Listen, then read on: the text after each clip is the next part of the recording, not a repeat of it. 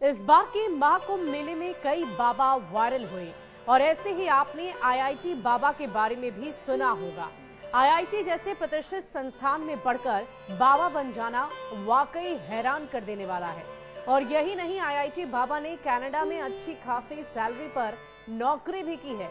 इतने पढ़े लिखे युवक के कम उम्र में ऐसे साधु बन जाना देश भर में चर्चा का विषय बन गया है। ना आप नए हैं ना पुराने हैं, न आधुनिक हैं न प्राचीन हैं। मुझे ऐसा लगता है कि आप प्राचीन और आधुनिक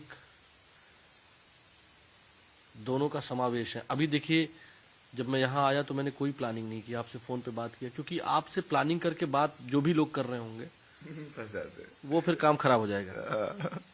सही बोल रहे हो। क्योंकि उनकी जो प्लानिंग है ना, वो प्लानिंग उनकी धरी की धरी रह जाएगी। नहीं, वो जैसे लोग मेरे से पूछते हैं ना, भाई कैसे मिलना है लाइक महादेव की अर्जी लगाओ वही बनाएंगे कोइंसिडेंस कि हाँ तुम किसी न किसी तरीके से पहुंच जाओ। बहुत सारे लोग पहुंच भी जाते हैं, कहीं ना किसी को पता चलता है। अच्छा, जब मैंने कहा कि इंटरव्यू, आपने इसके पहले तो कभी इंटरव्यू दिया नहीं था? मैंने यूट्यूबर्स वगैरह को दिए थे, काशी में भी वो आते थे यहाँ पे कि हाँ बाबा जी आप कौन हो। उस टाइप पे मैं सीधे सीधे जवाब देता था, मेरा नाम है कल्कि फिर वो पूछते थे क्या चाहिए, किसके बारे में क्या है, ये क्या होता है, ये ऐसे ऐसे। वायरल होने के बाद आईआईटी बाबा लगातार मीडिया में इंटरव्यू दे रहे हैं। उनके बयानों की खूब चर्चा हो रही है।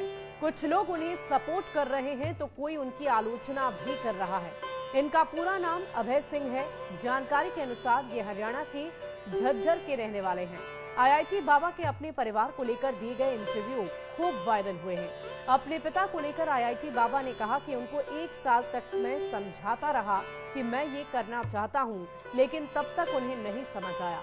उनका भावुक होना नई बात नहीं है, वो पहले भी भावुक होते रहे हैं।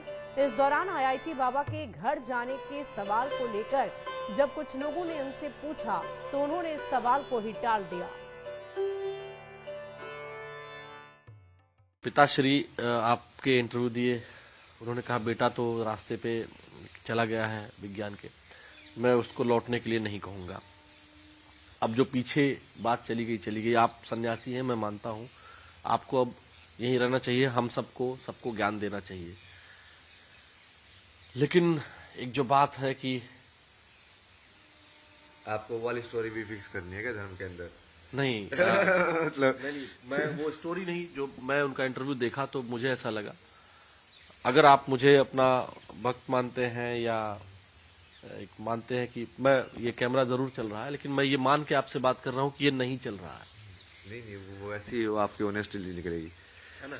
मैं आपसे बस इतना कहना चाह रहा हूँ कि ठीक है, माँ होती है, माँ, पिता, बहन, वहां आपको जाने की जरूरत नहीं है, लेकिन एक बार बात कर सकते हैं। बात करके मेरे पास कई फोन आए जो आपके रिलेटिव नहीं भी थे, उनका भाई भी ऐसे निकला हुआ था, उनके ताऊ जी का लड़का निकला हुआ था, वो हमें फोन करने लगे। लेकिन आपके पिताजी पहले कैसे थे, जो आपने बताया, वो एक्सपीरियंस आपका है। लेकिन जब वो इंटरव्यू दे रहे थे ना, वो भावुक थे। उनको लगा नहीं, उनको लगा कि उनका बेटा जो कर रहा है वो आध्यात्म के लिए कर रहा है, ऐसा उनको उनके फेस से उनके। बट वो उनको तब क्यों नहीं लगा जब मैं उनको 1 साल उनके साथ बैठ के वो सारी चीजें समझा रहा था। मैं उनके सिर पे बैठ के समझा रहा हूँ, यार समझो यार, मैं तो ये चीज करना चाह रहा हूँ। उस टाइम पे उनको क्यों नहीं लगा, वो अभी क्यों लगा? इसका मतलब कहीं ना कहीं फेम से रिलेशन है उसका। उन्होंने उस टाइम पे अपने बच्चे की सत्य को क्यों नहीं माना कि ये जो बोल रहा है ये सत्य है। परिवार के बारे में किसी के लिए बोलना आसान नहीं होता और यही वजह है कि आईआईटी बाबा पिता और मां के संबंध में सवाल पूछे जाने पर काफी भावुक हो गए।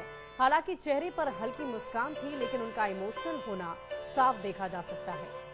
लेकिन कहते हैं कि बड़ों उम्र में बड़े जो जिनके तन से हम पैदा हुए हैं, हम भी किसी के बेटे हैं।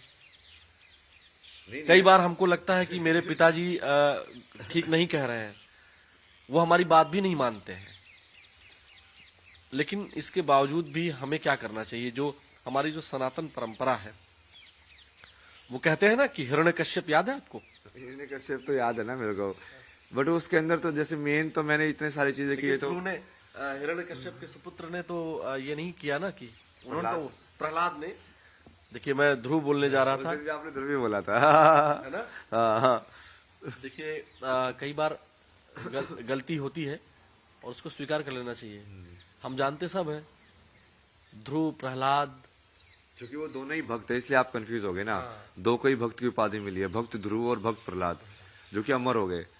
ये मेरे को वो विभूति वाले बाबा बहुत बताते थे। देख ऊपर बैठा हुआ वो ध्रुव, वैसे वो होता नहीं था, वो दिखाने का आता था कि ऊपर देख, देखो ध्रुव बैठा हुआ है, वो अमर है, हो गया वो भक्त बन के।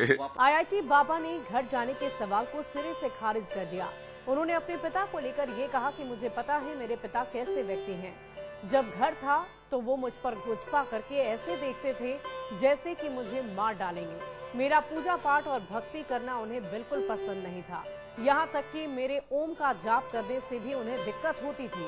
अब अचानक क्या बदल गया कि वो ऐसी बातें करने लगी। उस समय उनका मेरा भगवान के प्रति लगाव क्यों गलत लग रहा था। आईआईटी बाबा ने ये भी कहा कि अगर आज मेरे साथ लाखों लोग खड़े हैं इसलिए मेरा पिता मेरे साथ होना चाहते हैं तो ये बिल्कुल गलत है। तो पिताश्री से घर तो चले जाइए आप।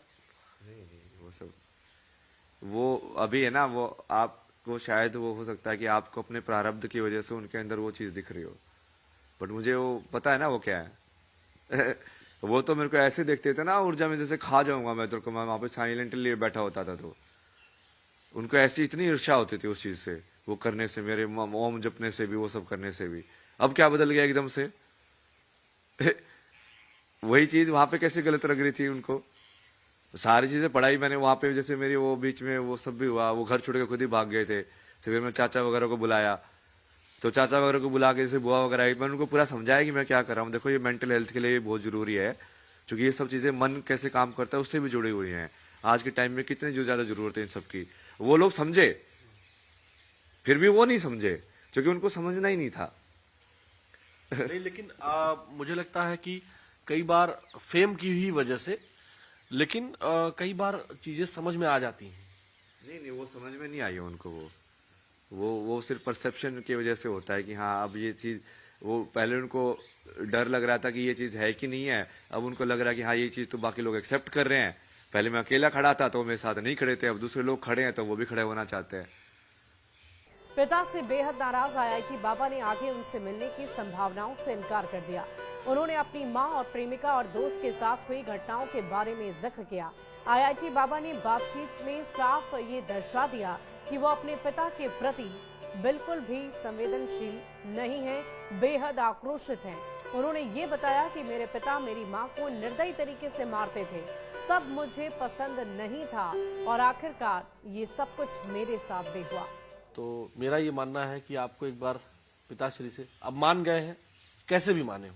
नहीं, वो मेरे को मानने से मतलब ही नहीं था ना। मेरे को उनके मानने से मतलब होता तो मैं इस बात पे आता ही नहीं।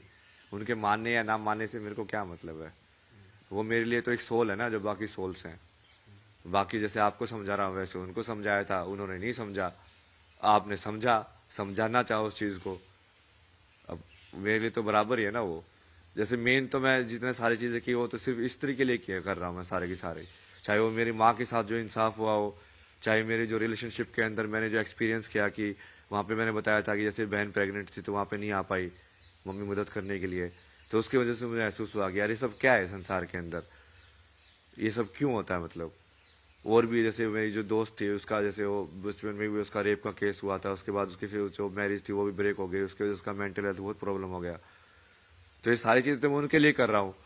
आईआईटी बाबा ने महिलाओं के खिलाफ होने वाली घरेलू हिंसा पर भी बातचीत की। उन्होंने कहा कि मैं बचपन में महिलाओं के खिलाफ होती हिंसा को लेकर कुछ भी नहीं कर पाता था, आज भी वही हाल है। जो चीजें मैंने अपनी आंखों से देखी वो हमेशा मेरे दिमाग में घूमती थी। इस दौरान आईआईटी बाबा ने अपने डिप्रेशन में जाने की भी बात स्वीकार की और कहा कि ये सब भी मेरे डिप्रेशन में जाने का एक बहुत बड़ा कारण था। बट वो मेरे पर्सनल अनुभव से भी समझ में आया मुझे कि यार ये तो बहुत ही गलत है। और फिर एक इंसिडेंट जो वहां पे हुआ था कि धर्मशाला में मैं एक बंदी से मिला था ना वहां पे, तो वहां पे जैसे वो मुंबई की थी तो ऐसे चैट वैट पे बात हुई, फिर वो वहां पे आई रहने के लिए जैसे 2 हफ्ते के लिए। तो 2 हफ्ते तो जैसे कि साथ में ही था ना, वो पूरा उस टाइम पे जैसे अलग ही ले लो स्पिरिचुअल उस पे था वो मैं, बट वो मैंने कभी समझा नहीं उसको। और उसने मेरे को एक चीज जो बोली थी ना वो मेरे को अभी भी लाइक खतरा अदर तक याद थी। मतलब कि बोला कि तू तो एम्प्टी है यार, मतलब कि तू तो पूरा खाली है, तू तो कहीं पे भी झुक जाता है मतलब। और वो इतने दिल से बोले थे ना, वो बात अंदर गई। बट उसने जैसे बाद में बताया ना, जब वो चीज वापस चले गई, उसने बाद में बताया कि उसके साथ भी ऐसे जैसे रेप का ऐसे कुछ इंसिडेंट हुआ है।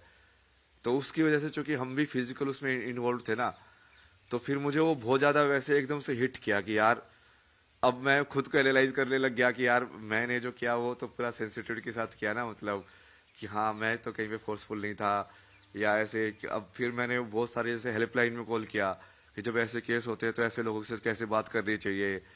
पूरी पढ़ाई की मैंने उसकी कि हाँ ऐसे मतलब क्या सेंसिटिविटी रखनी चाहिए या कैसे उस चीज को हील किया जा सकता है किसी इंसान के साथ हुआ हो तो। और बट उसकी वजह से मेरा वो बचपन का सारा ट्रॉमा एक्टिवेट हो गया सारा का सारा वो हेल्पलेसनेस वाला, कि तुम बचपन में भी तुम देख रहे थे वुमेन के अगेंस्ट वायलेंस होता, तुम कुछ नहीं कर पा रहे थे। तुम बच्चा हो गए सिर्फ देख रहे थे, और यहाँ पे भी तुम सिर्फ देख रहे हो, तुम कुछ कर ही नहीं पा रहे हो, किसी की मदद कर ही नहीं पा रहे हो। और उसकी वजह से वो पूरा मतलब मुझे सिर्फ वो इंसिडेंट ही घूमता रहता था मेरे दिमाग में। वो मेन डिप्रेशन का कारण वही था, सिर्फ वही इंसिडेंट घूमता रहता था पूरे टाइम मेरे दिमाग में।